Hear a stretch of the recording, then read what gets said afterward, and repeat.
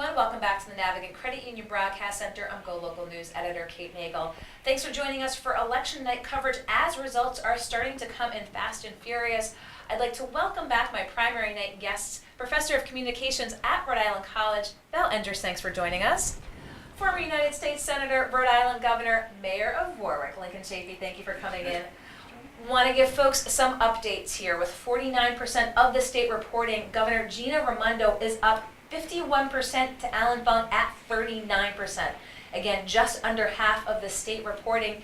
Here in Providence, with a little over 48% reporting, Mayor Jorge Elorza has a 2-to-1 lead over challenger Diane Dee Whitman. So numbers are continuing to come in. We'll get updates from behind us here in the studio. But let's talk about that statewide race. It seems just yesterday we were here talking about the primary. Of course, we saw back in 2014, Governor Gina Raimondo only eking out a victory with a little over 40%. That 51% likely won't be the final number, but Governor Chafee, talk with us a little bit about your thoughts. Are you surprised at that number and how this election has played out? No, the economy's good, Kate, and it's like in the 90s when Lincoln Almond was winning re-election very easily. And I served as mayor in the 90s, and the economy's nationally is doing very well right now, so that's always good for incumbents. And Governor Raimondo had the fortunate for her electoral chances of having Joe Trillo in the race, and you just can't split the vote of the anti-votes, especially in a good economy. So this was pretty much a slam dunk right from the get-go. Val, thoughts on those numbers that we're starting to see coming in? Well, I think it will be a big boost for the governor when she starts her second term. I think she probably wanted to be over 50%, so if that holds, that gives her a bit more of a mandate than she's had in the past. But I agree with the governor. I certainly, it's hard to beat an incumbent in a good economy. It's nearly impossible. Let's talk a little bit about the Republican and independent side of things. As someone who's been a Republican, Democrat, and independent, what were your thoughts when you saw this play out? Of course, a camp from Mayor Alan Fung has said that Joe Trillo is in cahoots with the governor. But you know, you've seen the Republican Party. You've been part of the Republican Party here in the state. I don't want to say deja vu. Bob Healy and Joe Trillo are certainly two distinctly different animals. But as we see, you've been in three-way races before. What were your thoughts with the fallout with the Republican Party and Joe Trillo? Well, it was smart politics, and I wouldn't guess that there isn't collusion. And even in the primary, Spencer Dickinson, where'd he get his money? Where'd those billboards? Where'd that money come from? A little wary of Matt Brown? Yeah, and I'm sure the governor wanted a three-way race, have split the vote, and it's not illegal. It's good strategy, and the same thing happened in the general, getting Joe Trillo, or however they did it, into the race, and it was pretty much over once you had the two Republicans running against one Democrat. Just in the good economies, Governor Raimondo had an easy path to re-election. Any regrets not tossing your hat in the ring? None at all. Now let's talk a little bit from the communication standpoint. Obviously, Joe Trillo, former campaign chair for President Donald Trump here in Rhode Island. Certainly Mayor Alan Fung has his ardent supporters, but within that Republican Party there are voters who are looking for that other option, and certainly voters and supporters, ardent supporters of Donald Trump. So how did you see that playing out, especially here in Rhode Island and Joe Trillo's ability to capture some of that Rhode Island vote?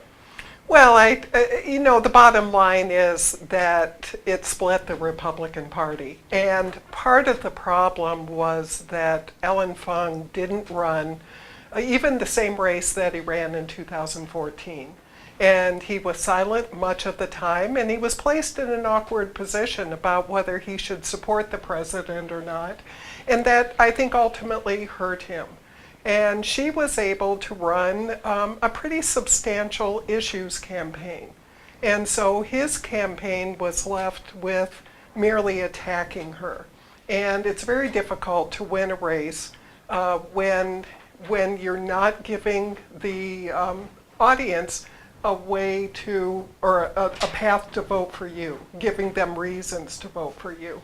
So in many ways, I thought she ran a very good campaign, and we all know she had a lot of money, a great ground game in addition to that. And his campaign was not well run. So we just got some new numbers in. Obviously, one of the races that's incredibly close that most of Rhode Island is keeping an eye on is House District 15 Speaker Nick Mattiello's district against Republican challenger Steve Frias. A rematch of 2016 with a little over 53% reporting Nick Mattiello at just over 50 and Steve Frias 49 and change. Now again, remember back in 2016 at the end of election night, up in the ballots was Steve Frias, but with paper, again, took time after that to be counted. Mattiello emerged victorious.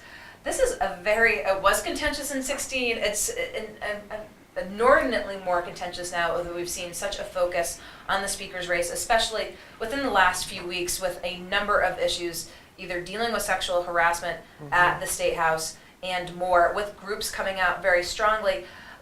You've been governor. Talk with us a little bit about working with that Speaker of the House, and are you surprised to see this sort of effort by a number of groups basically calling to check the power of Nick Mattiello? I haven't seen this before, where the speaker's taken on with such a vigorous campaign. Happened 2 years ago, of course, as you referred to those absentee ballots, and Steve Frias coming back and doing it again 2 years later. I just hadn't seen it before. Murphy or Harwood or any other DeAngelis, any other speakers usually just coast and cruise to victory. So this is a test in one little district. We have one race in Rhode Island now that's got some drama to it. Yeah. The rest of them are pretty much over, and we'll see what happens tonight. And maybe we'll go to absentee ballots again. Well, it is an interesting premise, right? You do have a Speaker of the House, Nick Mattiello, while a Democrat, is fairly conservative, obviously from the conservative vein, Steve Frias. The general school of thought, obviously, is who would be the next speaker if Steve Frias were to unseat Nick Mattiello. And for specifically the voters of House District 15, for folks who had supported the speaker in the past, the potential for perhaps a more progressive speaker. Do you think that really resonated with them as they probably are hitting the polls tonight? I think probably so, and this may have been inevitable that this would happen because, again, in Rhode Island, when you have a one-party state, which is essentially a one-party state, you have an awfully big tent. And he clearly represents the more conservative side, and we're in that time period where he disappointed a lot of women at the State House and women's groups at the State House. And so I think in many ways I'm a little surprised that this hasn't happened before. Well, keeping a close eye again on the speaker's race, let's tack a little bit here to Providence in the mayoral race, having previously been a mayor of a city here. In Rhode Island, incumbent Mayor Jorge Elorza, again with over 50% reporting, looks like he has a 2-1 lead over challenger Diane Dede Whitman. Talk with us a little bit about looking at this race. We had Ray Rickman on and Rob Horowitz on earlier. A lot of the talk was the timing of Diane Dede Whitman entering the race as an independent. And we did see some pushback from the Elorza administration to her and her ties to Buddy Cianci. Mayoral politics are unique in and of themselves. What were your thoughts as you looked at this Providence race? Well, once again, going back to the good economy, it's tough to beat an incumbent in a good economy. And a city depends on just natural economic growth for revenue, and when that's coming in, you don't have to raise taxes, and that's what Mayor Elorza has benefited from. So, and Dede Whitman getting in so late, absolutely, just could not get any momentum coming in so late. And the Buddy Cianci Association, I think to a lesser degree, was an issue. I think getting in late in a good economy, keeping those taxes down for Mayor Elorza with a good economy, it's a lot easier to do. And so he's going to coast to re-election. We just have some updated numbers with a 90% reporting in House District 15. Nick Mattiello up by 200 votes. Now remember, in 16, after paper, I believe he won with 86. Again, this looks like the close race of the evening. But I want to talk with you a little bit about the mayor's race. And it's interesting as you talk about the economy before we then go national and sort of the juxtaposition of local versus national when folks are at the ballot and what we might see with Congress. How have you seen this mayoral race playing out? And it was really a timing issue. Had Diane Dede Whitman started earlier, do you think things might have been different? Or as the former governor said, that the economy really looks to be carrying the current mayor to victory? I think yes to both. And actually, it's difficult at the timing. For her, timing wasn't good, and she couldn't have established the kind of ground game that she really needed to. But she is establishing name recognition should she want to challenge again, and so that in itself may be one of her goals. Well, we'll see moving forward, because what will be clearly especially interesting if Governor Gina Raimondo is reelected looking towards 2022. There's talk that Mayor Jorge Elorza did not spend much at all during this election cycle putting together a pretty formidable war chest. We did catch up with the governor this morning, and the question was asked, if reelected, will she serve out 4 terms? Do you have an expectation that she'll be there through the 4, or any possibility that DC could come calling? Well, there's a lot of what ifs, isn't there? I mean, we're 2020. Yes, we're first talking about electing a Democratic president and then maybe finding a place in the cabinet. And I think that was more realistic when she had her close ties to Hillary, but who knows what's going to happen in 2020. So I think that's really difficult to speculate.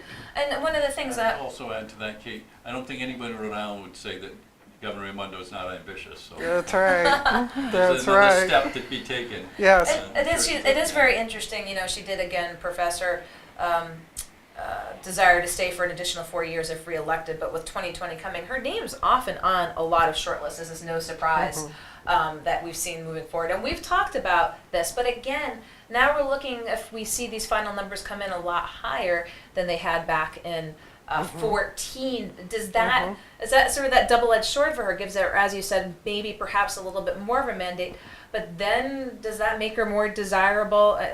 No one's really looking for the blessing of the Rhode Island electorate, if you will. That's right. That's right. But again, we've always talked about that disconnect. But now again, looks like the economy's doing better. She's moving up in popularity. Yes. Does that improve her cachet? Oh, I think it does. And let's not forget what kind of a fundraiser she is, both inside the state and nationally.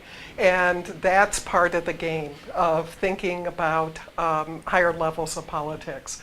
And particularly if you're talking about a run for the presidency at some time. And she's proven herself. For a governor, she's an amazing fundraiser.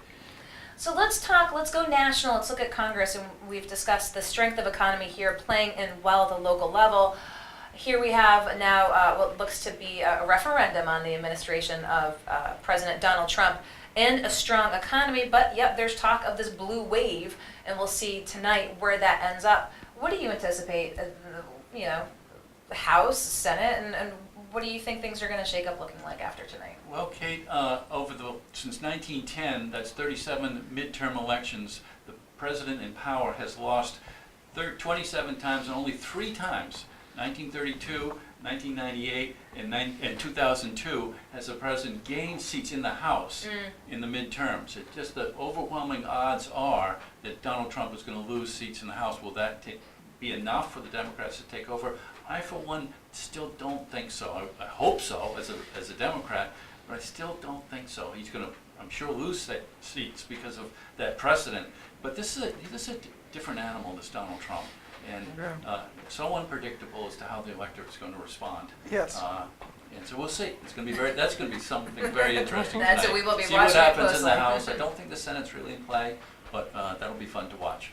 Well, 2 or 3 weeks ago, I think it felt a little bit safer for the House to get those 23 plus seats. But since then, he certainly has galvanized his base. And I think the higher voter turnout that we're seeing can go both ways. And so who knows? The Senate is very, very difficult, and I don't think that they've seen this kind of a dim picture for the Senate since the early 1900s. And so there's an awful lot of seats to make up for there that would be in contention. And it would be very difficult statistically to be able to take the Senate. But the House is a real possibility, but I think we have to hold out because we don't know what's happening with Trump's base. We know the Democrats came out in an attempt for a blue wave, but there may be, some red wave that's simmering right. under the surface. That's right. Coming Absolutely. out as well. Again, Yes. highly unanticipated in 2016, accepted by some. Here in Rhode Island, was talking with strategist Rob Horowitz and others as well. Again, the higher turnout as it's looking here certainly benefits the Democrats, as you said, being a fairly one-party state. But nationally, that's up for grabs. It is. It is. Like I said before, he has this unique ability, and I agree with the governor, to galvanize his base. We've not seen this before in the strangest ways. It breaks every political playbook we've ever seen, but he is able to deliver his votes from the red side. So we don't know. So speaking of votes, again with that 90% reporting, waiting for some additional updates here with the speaker. I believe it was published this week the number of Democrats who had come out in opposition to the current speakership of Nick Mattiello, as well as some candidates as well. If he is to prevail, do we see to the victor goes the spoils and some potential issues for the progressives having come out so vociferously against the speaker? I think the professor and I agreed backstage that he holds on to his speakership. Yeah. Looks like he's going Yeah. to get reelected. The progressives are still not strong enough in the House. Mm-hmm. And I think there'll be some respect that he beat back this challenge again. Mm-hmm. He fought hard, 2 elections in a row, and if he prevails, I think they'll get some respect from his members. And he's not a terrible speaker. I mean, he tries to bring people together, and it's not easy. It's one of the hardest jobs, and I think people respect that in the chamber. So here we are. It is now 8:45. Again, results are coming in. We are publishing on GoLocal. Mattiello is, in fact, claiming victory this evening over Republican challenger Steve Frias. Again, deja vu from 2016, except tonight he is up in the polls today, not down as he had been. Again, last we'd had that he was up over 200 votes. We'll have those final vote counts for you on GoLocal Prov. As we start to look to wrap up here, any surprises this election season? You're both veteran politicos. Hard to surprise you on any sort of fronts. But especially here in Rhode Island, any takeaways and again, anything that you hadn't really expected? Well, I'm seeing just the disintegration of the Republican Party here in Rhode Island. No candidate for Attorney General. For the second cycle since 2016, there's no Republicans elected anywhere in the state of Rhode Island, in the statewide offices, Congress, Senate. That just hasn't happened since early 60s, I believe. Now it's happened twice, and not even getting candidates to run. Yes. The party's just disintegrating. And then to have 2 candidates, Joe Trillo and Alan Fung, and have Alan Fung, who might have had a chance to win, challenged by Patricia Morgan in the primary, it's a disaster. And Yes. that's just not good for democracy. I agree, and it's unthinkable that we have a statewide office where we don't have a major party candidate.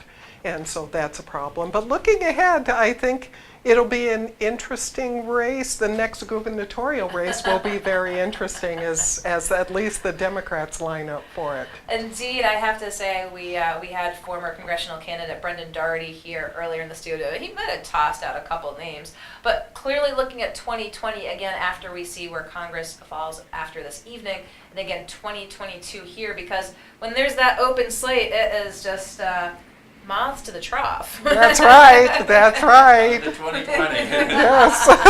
On to 2020, on to 2022. But of course, we'll have results from 2018 on GoLocalProv.com. I want to thank everyone who came into the Navigant Credit Union Broadcast Center today. Former Superintendent of the Rhode Island State Police, Brendan Doherty. Democratic consultant Rob Horowitz. Former State Representative Ray Rickman. Head of the Rhode Island Latino PAC, Joseph Molina Flynn. I'd like to thank Spencer Sullivan with Lean Campaign Strategies down in Virginia for Skyping in earlier today. And of course, Val Endress from Rhode Island College. Thank you, Kate. Lincoln Chafee, former United States Senator, Rhode Island Governor, and of course, Mayor of Warwick. Be sure to stay tuned to GoLocalProv.com as we continue to bring you these election results as they are breaking. Again, Speaker of the House, Nick Mattiello, claiming victory tonight on election night. We look forward to bringing you more coverage tomorrow when we check in with Jennifer Lawless at the University of Virginia, and GoLocal columnist Bob Whitcomb joins us here in studio. So thank you for joining